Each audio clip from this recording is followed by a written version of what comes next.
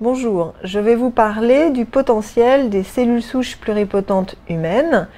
Les cellules souches pluripotentes humaines ont deux propriétés fondamentales. La première, c'est qu'elles sont capables de s'auto-renouveler de manière illimitée en culture. Une cellule mère va donner naissance à deux cellules filles qui vont à leur tour donner naissance à deux cellules filles, ce qui nous donne la possibilité d'établir des banques de façon extrêmement bien caractérisée, une reproductibilité importante des protocoles et enfin un nombre important de cellules. La deuxième propriété de ces cellules, c'est qu'elles sont pluripotentes.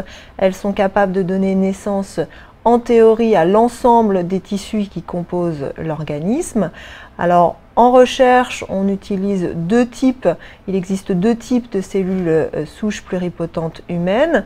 Les cellules souches embryonnaires humaines qui sont obtenues à partir d'embryons surnuméraires lors de fécondation in vitro, et dans le cas de familles qui ont des maladies génétiques graves, qui ont un enfant qui est gravement atteint, elles peuvent avoir recours à ce qu'on appelle le diagnostic pré-implantatoire, et dans ce cas-là, on obtient des cellules souches embryonnaires humaines qui sont porteuses de mutations causales de maladies. La deuxième source de cellules souches pluripotentes, ce sont ce qu'on appelle les cellules souches pluripotentes induites, qui sont, elles, obtenues à partir de prélèvements de cellules souches adultes lors de biopsies, comme des fibroblastes ou des globules blancs.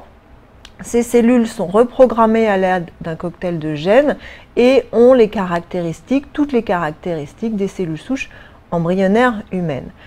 Alors, quelles sont les utilisations que l'on peut faire de ces cellules pluripotentes humaines, normales ou mutées? La première utilisation, c'est dans la recherche fondamentale pour comprendre le développement embryonnaire humain et notamment les pathologies qui lui sont associées. La deuxième grande utilisation, c'est la thérapie cellulaire, aller remplacer dans un organe des cellules qui sont non fonctionnelles. Puis la modélisation de pathologies.